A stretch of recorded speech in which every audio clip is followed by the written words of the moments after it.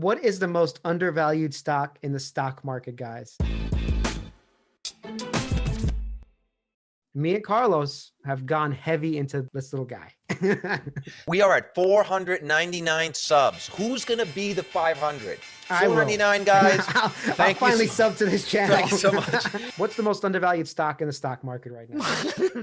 The T. The reason nobody loves this company is because it doesn't go anywhere. With the U.S. telecommunications market at a saturation point, AT&T and its competitors are forced to snatch customers from one another to grow subscribers. They're talking about the telecom part.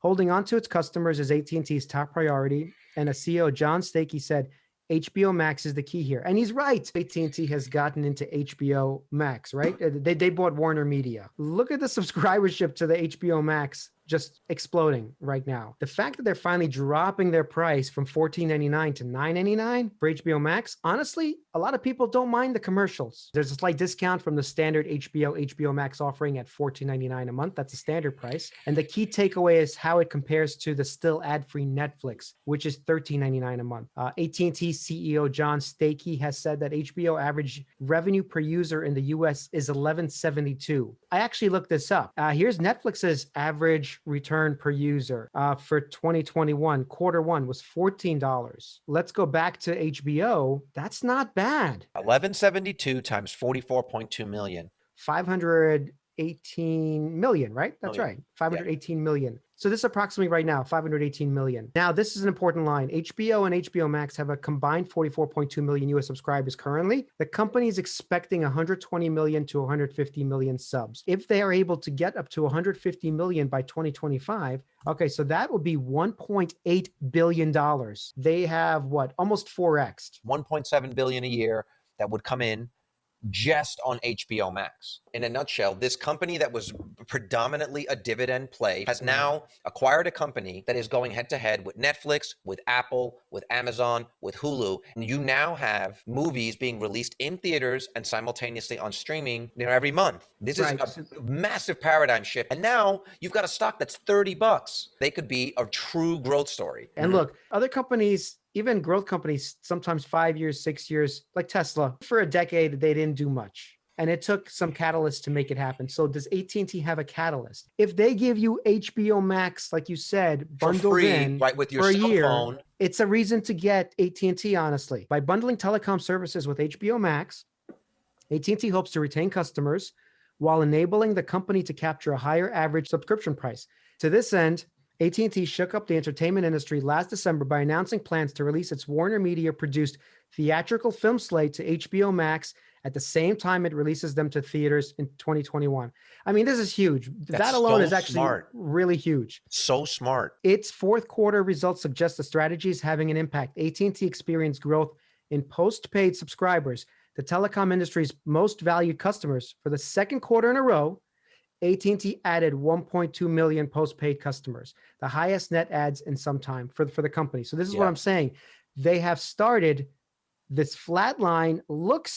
It looks like it's blowing up if they continue doing the right thing. And I'm not saying, look, I'm not saying they're going to beat Netflix. That's, once again, doesn't have to beat Netflix for it to Netflix. You need double in price. Yeah, right? All you got to do is be a number 2 or number 3, even number 4. Or number 4, because once again, a lot of people will not have only one thing. I know you're saying maybe some will, but I think you need Netflix. I think you need Amazon Prime. I think you need maybe Disney Plus now if you have kids. And HBO Max is really compelling with all their stuff. So that might be the fourth thing. And then I don't want anything else, you know? AT&T has been a great holder of value. This is something that's been trading somewhere in the 20s to maybe the low 30s, annual dividend $2.08 per share. When I compare like Warner Media to something like Netflix, I start to do some math. It's very interesting what's going to happen. HBO Max, if people don't know, is growing. They did add recently 3 million new subscribers, which is probably more than all of like 2 years ago. This is the beginning of AT&T doing a streaming service.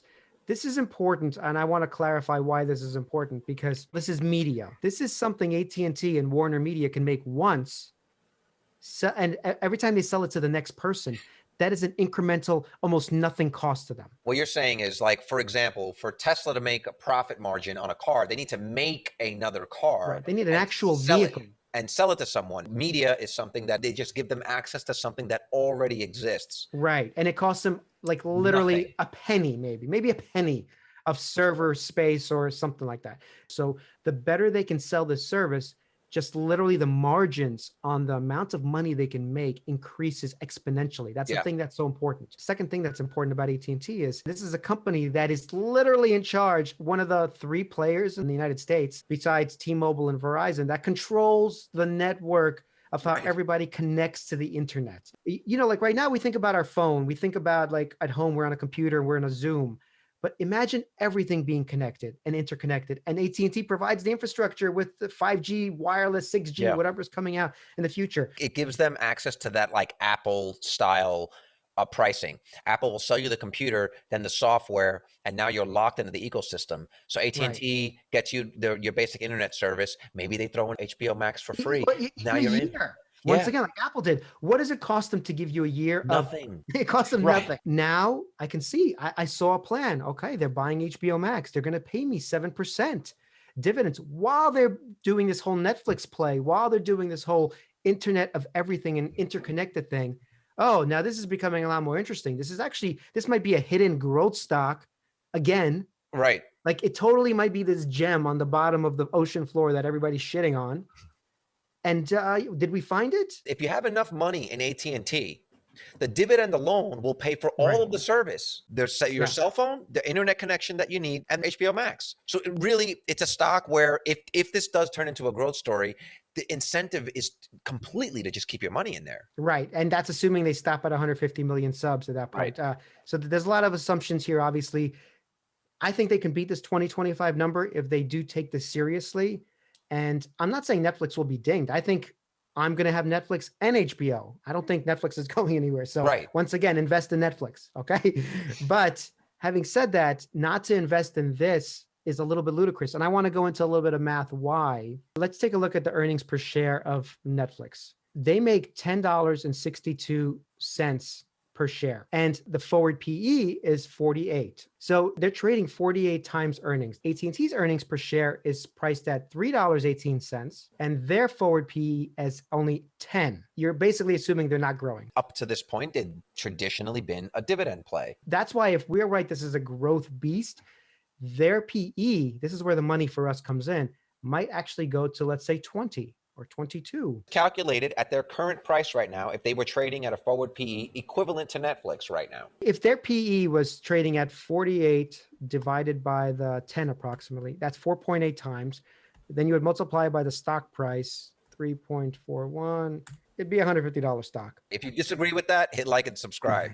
So I'm not saying it's going to be $150 a share. Look, it's possible, but I want to be more realistic that let's say it's trading at a forward PE of 20. So that's just a 2 times. So 41 times 2, it's still a $63 stock. So you're getting 7% right now to hold AT&T. If it goes to $60, they're still going to pay you $2.08 a share. But all of a sudden, when we do the percentage of that, that's only like 3.5%. The dividend reinvestment will get you more shares now. Right. As so if it you grows. get HBO Max gains 3 million subscribers in Q1.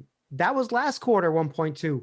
This quarter is 3 million subs. So they've doubled the rate. Yeah, they've doubled the number of new subscribers. This is exponential growth that is not being priced in. They are priced to basically never move up. Like literally, a 10 PE means that like you're just not, we don't love you. We don't think you're going to grow. When Netflix, like I go back to, earnings per share of $10.62, right? Market caps. 224 billion. Okay, market cap of AT&T, 221 billion. A company that only does media, streaming, 224 billion. So this is supposedly a media company now and I don't know, the internet, telecommunications, internet infrastructure. And it's worth the same thing as Netflix. Okay, something mathematically to me, as soon as I saw that, is like, yes, great. Netflix is growing really fast, but what happens when this is not just treated like a dying telecom company, right? Okay, earnings per share forward projected $3.18 per share. If it's $3.18 per share, how many shares do they have? AT&T has a lot of shares, dude. They have 7.14 billion. So let's do some math on this. 7.14 billion times $3.18. So right, 23 billion. That's the projected forward for 2021 in net revenue. That's net revenue. 22.7 billion. 22.7 billion. Now, Netflix, $10.62, 10.62. Outstanding share count. It says by March 31st, 443.38 million. Oh, man. Way less shares, right? $10.62 times 443. Well, now I have to do 0.443. So this is 4.7 billion. So now this is very interesting. Let's do the ratio of this. 22.57 divided by 4.7, 4.8 times overvalued in terms of the market cap, right? In terms of the actual, when we discussed the earnings per share, right? All that. So the earnings per share, you can see of AT&T is $3.18. This is the forward projected earnings for 2021. And Netflix's forward projected earnings for 2021 are $10.62. So you can look at those two numbers and you could say, well, Netflix is killing it. Obviously, they're winning. But that's too simple of an analogy because you have to look at a little bit more information. As I look at the share count, AT&T just has way more shares, first of all. So you have 7.1 billion shares of AT&T. And for Netflix, you have 443 million shares of Netflix. When you multiply out the numbers here, the $3.18 for AT&T and the share count, you get that their net revenue is projected to be $23 billion. When you do the Netflix net revenue projection, you get a $5 billion revenue. Look at the market caps. They're basically the same for these two companies, and AT&T's revenue is 5 times approximately, right? This is an approximate, but 4 point something, but approximately 5 times more than Netflix's, yet they're being valued exactly the same. So that's sort of fascinating that this company that has a media part of it, that has the whole telecommunications part of it, is literally being valued less basically than Netflix, right? And they're making more cash flow. The other thing to consider too is what that's telling you. If Netflix is trading at a 48 forward PE and AT&T is trading at 10, that means that out of a greater percentage of Netflix's market cap is projecting forward. It's all projection. It's speculation out of the 227 and the 224 billion that's in AT&T. That's only accounting for 10%. 10%. Yeah, AT&T, if you look at the stock price, nobody is really speculating on it. The day traders are expecting from like $30 to $31. You know what I mean? That's all they're expecting. So yes, I agree. The speculation is mostly on Netflix's end because it is growing really fast. So we're assuming that the growth will continue. So the multiple, like you said, the PE of 50 approximately, they're giving it that multiple that they just expect it to do better in the long term. But that's baked in. Like that's already baked in. That's baked into the price. Netflix needs to seriously perform to get their PE even higher than that. Whereas right now, if AT&T or HBO Max has a couple of good quarters and can show steady subscribers, that has yet to be factored into the market cap.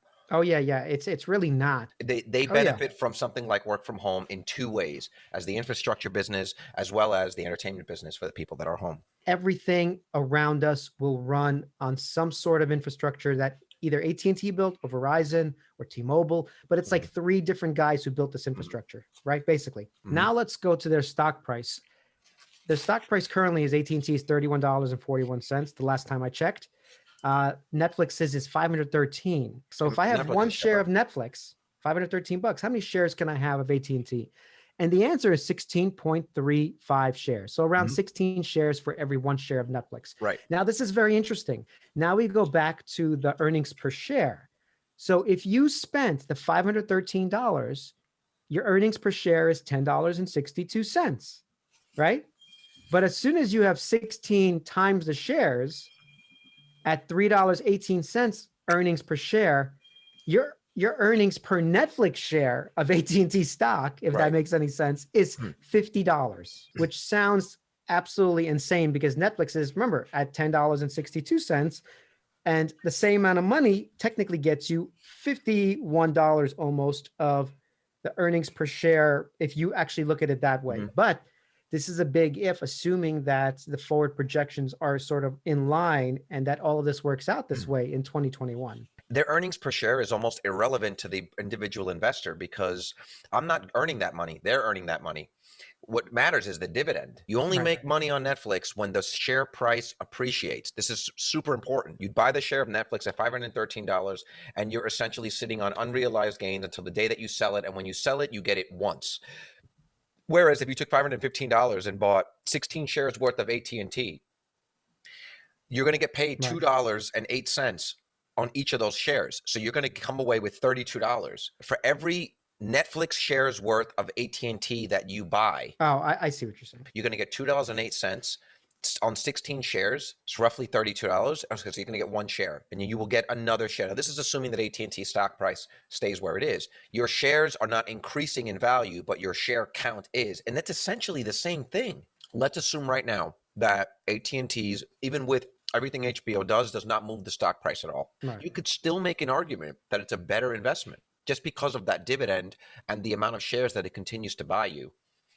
Well, yes, if we're once again, we did the dividend calculator that if you leave it alone and let it reinvest over and over for the next 10, 15 years, look, you may not beat the capital appreciation that that Netflix might happen, because if they grow really crazy, then they're going to win. But you're still going to make around 15% compounded over the long term on this stock. If you keep reinvesting those dividends, because Netflix eventually you have to sell it to recoup that money. To get that income, you need to sell it. The whole point of AT&T is that you never sell it.